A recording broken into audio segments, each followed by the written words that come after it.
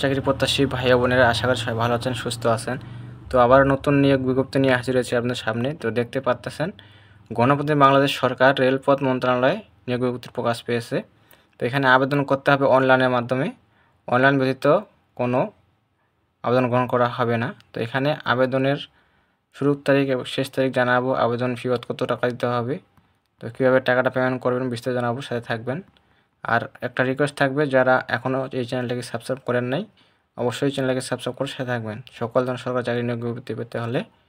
তো এখানে দেখতে পাচ্ছেন, এখানে 1 থেকে 3টা পদ দেওয়া আছে।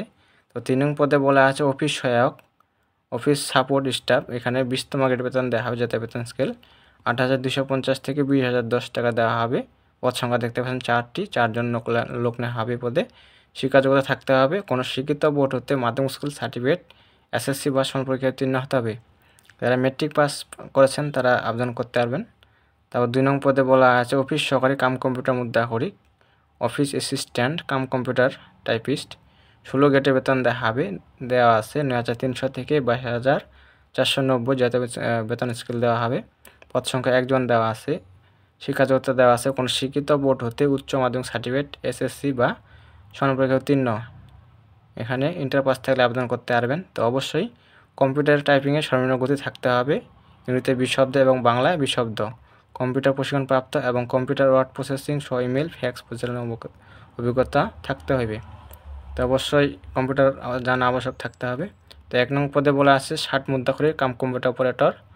এখানে দেওয়া আছে 1 জন লোক নেওয়া হবে পদে, যাতে বেতন স্কেল দেওয়া হবে 11,000 থেকে 26,590।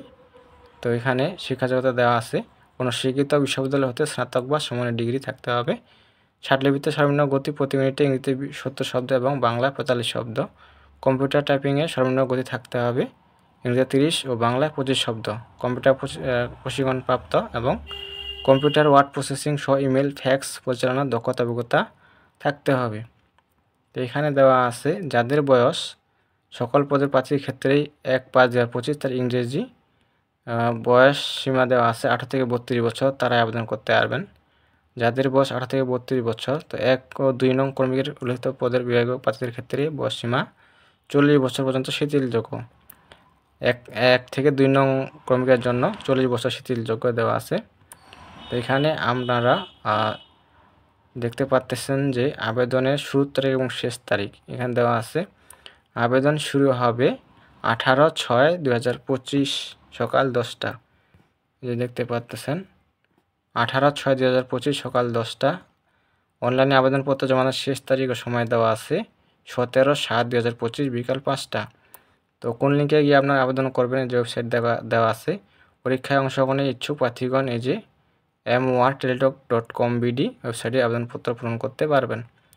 তো এখানে দেওয়া আছে আবেদন ফি কত টাকা দিতে হবে, এই যে দেখতে পাচ্ছেন। পরীক্ষার ফি বাবদ দিতে হবে 1 থেকে 2 নং কর্মীদের জন্য পরীক্ষার ফি দিতে হবে 100 টাকা। টেলিটকের সার্ভিস চার্জ বাবদ দিতে হবে 12 টাকা, মোট 112 টাকা দেওয়া আছে। 3 নং কর্মীদের জন্য 50 টাকা, টেলিটকের সার্ভিস চার্জ দিতে হবে 6 টাকা, মোট 56 টাকা। 72 ঘন্টার মধ্যে জমা দিতে হবে। আর এখানে কীভাবে টাকাটা পেমেন্ট করবেন, জমা দিবেন, এই যে দেওয়া আছে প্রসেস। এখানে দেখে আপনারা টেলিটক সিমের মাধ্যমে পেমেন্ট করবেন। এক্সাম্পল দেওয়া আছে, এই যে প্রথমে SMS এক্সাম্পল মোর ABCDF।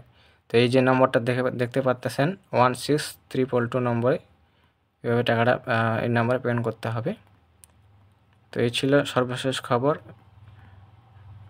তো যারা সরকারি চাকরি নিয়োগ বিজ্ঞপ্তি পেতে চান, অবশ্যই চ্যানেলকে সাবস্ক্রাইব করে সাথে থাকবেন। তো সকল ধরনের সরকারি চাকরি আপলোড দেওয়া হয়।